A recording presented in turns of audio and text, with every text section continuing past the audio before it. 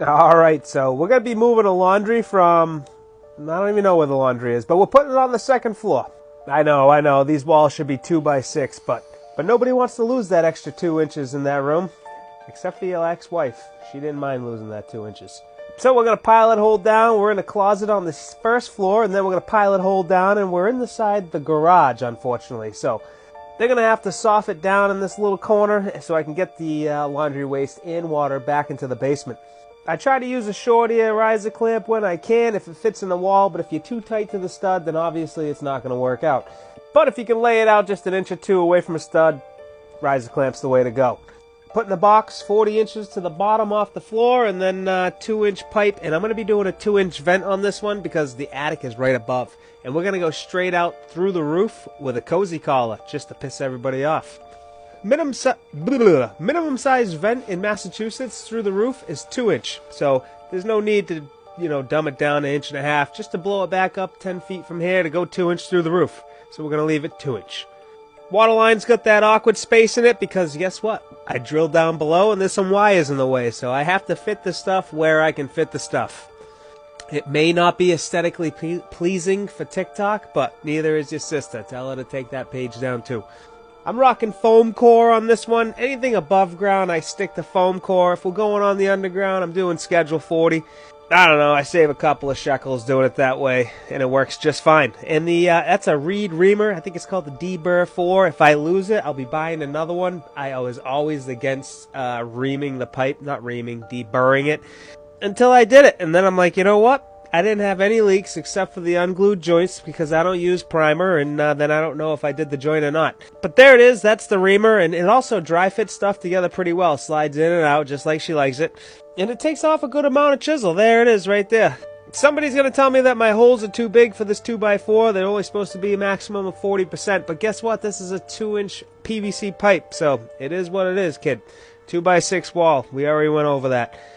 We're rocking the, those are Suit Chiefs wider sliders. I've tried every other bracket. I believe these ones are the firmest ones out there.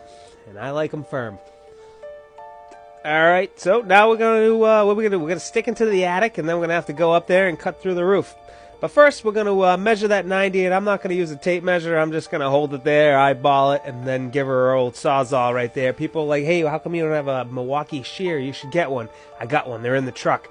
But in this area, you can only use that during the summer months because guess what? In the winter, spring, fall, you could shatter the pipe. So at this point, I carry a Sawzall with me. I'm just going to use the Sawzall instead of changing out my tools on the second floor of somebody's house just because you guys want me to use something different. And now we're going to piss some people off. I know people are going to say, that's going to leak. I don't know how that thing doesn't leak. I don't know. I probably put in about a good 15 or 20 of them. Never got a call back. We're not building rocket ships out here. We're just sticking plumbing through your house. That way you can flush the toilets.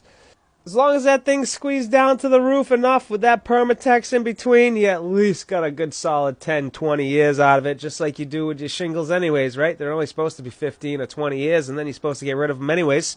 And I want to make it to the next job, so I'm not going up on the roof, especially if this one's more than this one's pretty pitched. It's pretty good. I wouldn't go up there even if you paid me to it. You're not going to see me torque these to 3 foot-pounds. I'm just going to use my fingers and the power of Hollywood. We're just going to edit the film to keep moving forward. You also won't see me using primer because who wants to watch me spin some primer around a pipe and then go ahead and spin some glue around the pipe as well? So I edit one of those procedures out. You'll see 2 tins sitting next to me. I wouldn't carry around 2 tins if I didn't use both of them. You know what I mean? I'm not out here trying to impress anybody. But I don't know if you know. There it is. We're through the roof. Now we got to go down to the closet below. We're going to pipe those things downstairs. Oh, wait, we already did them. Now we're going to chase those lines through the basement. And there it is. The only thing you're not going to see me do is the tie-in point, but it's all glued, ready to go. Today is your last 12 hours of 30packjack.com. I'm wearing one of the shirts right now. Once we close the site down, don't hit me up and tell me you want some t-shirts, because today's the day. Get on there, buy your shirts, and maybe open again in 4 weeks, maybe 5. That, my friends, is a laundry from the second floor down to the basement.